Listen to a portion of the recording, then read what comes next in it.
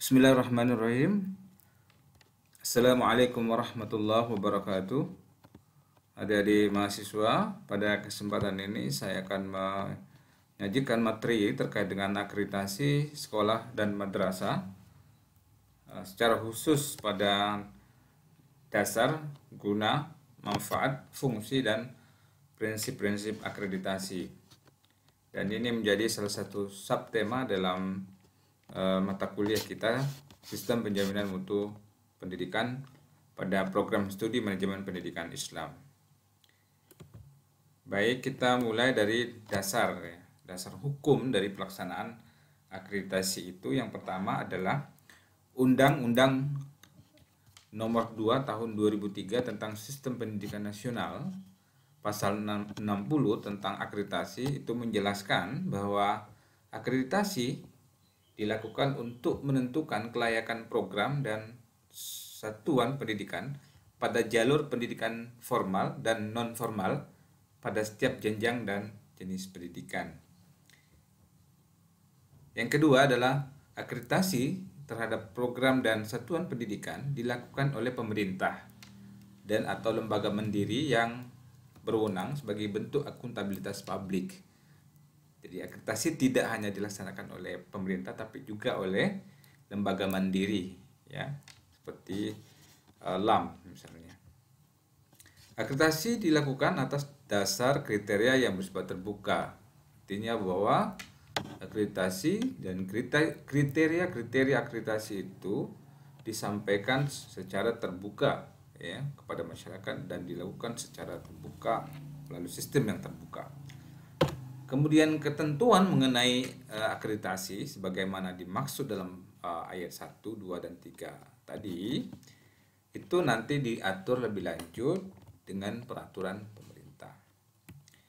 Misalnya kita lihat bahwa pada peraturan pemerintah nomor 19 tahun 2005 tentang standar nasional pendidikan ya, sebagaimana kemudian diubah dengan peraturan pemerintah nomor 32 tahun 2013 dan Peraturan Pemerintah Nomor 13 Tahun 2015 pada pasal 2 ayat 2 itu menyatakan bahwa ya, penjaminan dan pengendalian mutu pendidikan yang sesuai dengan standar nasional pendidikan atau SNP itu perlu dilakukan evaluasi, akreditasi, dan sertifikasi. Kemudian penjaminan mutu pendidikan ini bertujuan untuk mengetahui apakah satuan pendidikan atau program telah memenuhi atau melampaui standar nasional pendidikan. Berikutnya kita masuk ke definisi akreditasi. Apa itu akreditasi?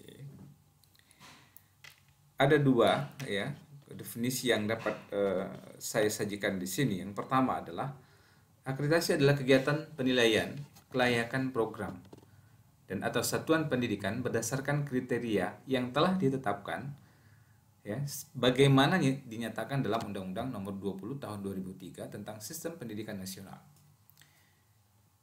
Kemudian yang kedua adalah akreditasi sekolah atau madrasah adalah proses penilaian secara komprehensif terhadap kelayakan satuan atau program pendidikan yang hasilnya diwujudkan dalam bentuk pengakuan dan peringkat kelayakan dalam bentuk yang diterbitkan oleh suatu lembaga yang mandiri atau profesional. Berikutnya, nah lingkup yang dimaksud dengan standar nasional pendidikan tadi ya, sebagaimana kita ketahui bersama bahwa ada 8 standar yang harus dicapai oleh satu program atau satu satuan pendidikan. Yang pertama adalah standar isi. Yang kedua adalah standar proses, yang ketiga adalah standar kompetensi lulusan, yang keempat standar pendidik dan tenaga kependidikan, yang kelima standar sarana dan prasarana, yang keenam standar pengelolaan, ya. Yang ketujuh standar pembiayaan, dan yang terakhir adalah standar penilaian pendidikan. Ini nanti akan kita bahas dalam satu materi khusus. Berikutnya, apa guna akreditasi? Itu yang pertama adalah informasi. Jadi akreditasi memberikan informasi tentang kelayakan sekolah atau madrasah atau program yang dilaksanakannya berdasarkan standar nasional pendidikan. Yang kedua, gunanya adalah untuk pengakuan. Jadi akreditasi memberikan pengakuan peringkat kelayakan sebuah program atau sebuah sekolah. Yang ketiga adalah pemetaan. Akreditasi memetakan mutu pendidikan berdasarkan standar nasional pendidikan. Yang keempat adalah akuntabilitas. Akreditasi itu memberikan pertanggungjawaban kepada pemangku kepentingan atau stakeholder, ya, sebagai bentuk ya akuntabilitas publik. Berikutnya kita melihat apa manfaat akreditasi bagi sekolah. Ya, yang pertama itu adalah acuan untuk peningkatan mutu. Ya, jadi hasil akreditasi itu menjadi acuan dalam upaya untuk peningkatan mutu dan rencana pengembangan sekolah. Yang kedua, manfaatnya adalah umpan balik. Ya, itu umpan balik dalam usaha untuk pemberdayaan dan pengembangan kinerja warga sekolah atau madrasah dalam menerapkan visi, misi, tujuan, sasaran, strategi, dan program sekolah atau madrasah. Yang ketiga, manfaatnya adalah motivasi. Ya, akreditasi memberikan motivasi agar sekolah atau madrasah terus meningkatkan mutu pendidikan secara bertahap, terencana, dan kompetitif, baik pada level kabupaten, ya, kota, provinsi, nasional, bahkan regional dan internasional. Kemudian akreditasi juga bermanfaat untuk informasi, ya. Jadi bahan informasi bagi sekolah atau madrasah untuk mendapatkan dukungan dari pemerintah, masyarakat, maupun dari sektor swasta dalam hal profesionalisme, kemudian moral, tenaga, dan dana. Dan terakhir adalah acuan untuk kebijakan. Jadi akreditasi juga bermanfaat sebagai acuan kebijakan, ya. Acuan bagi lembaga terkait, ya, dalam mempertimbangkan kewenangan sekolah atau madrasah sebagai penyelenggara ujian nasional. Berikutnya kita masuk ke fungsi akreditasi bagi sekolah. Yang pertama fungsinya adalah sebagai fungsi pengetahuan, yaitu sebagai informasi, ya, bagi semua pihak tentang kelayakan sekolah atau madrasah dilihat dari berbagai unsur terkait yang mengacu pada standar nasional pendidikan beserta indikator-indikatornya. Yang kedua adalah akuntabilitas, yaitu sebagai bentuk pertanggungjawaban sekolah atau madrasah kepada publik.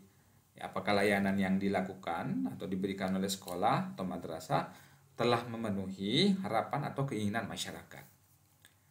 Yang ketiga adalah fungsi pembinaan dan pengembangan, yaitu sebagai dasar bagi sekolah atau madrasah atau pemerintah dan masyarakat dalam upaya untuk peningkatan dan pengembangan mutu sekolah atau madrasah. Berikutnya adalah prinsip-prinsip yang perlu diperhatikan dalam akreditasi. Yang pertama adalah prinsip objektivitas. Jadi dalam pelaksanaan penilaian akreditasi sekolah atau madrasah, berbagai aspek yang terkait dengan kelayakan diperiksa sesuai dengan kondisi yang sebenarnya. Itu berdasarkan indikator-indikator yang telah ditetapkan. Yang kedua, komprehensif. Bahwa dalam pelaksanaan akreditasi sekolah atau madrasah, ya, penilaian meliputi berbagai aspek pendidikan yang bersifat menyeluruh, yang menunjukkan komponen dalam standar nasional pendidikan. Jadi dengan demikian hasil yang diperoleh dapat, ya, menggambarkan secara utuh kondisi kelayakan setiap sekolah atau madrasah. Yang ketiga, adil. Dalam pelaksanaan akreditasi semua sekolah atau madrasah harus diperlakukan sama.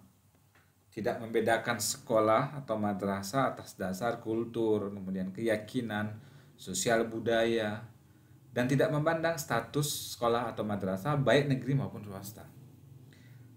Sekolah atau madrasah dilayani sesuai dengan kriteria dan mekanisme kerja yang sama dan tidak diskriminatif.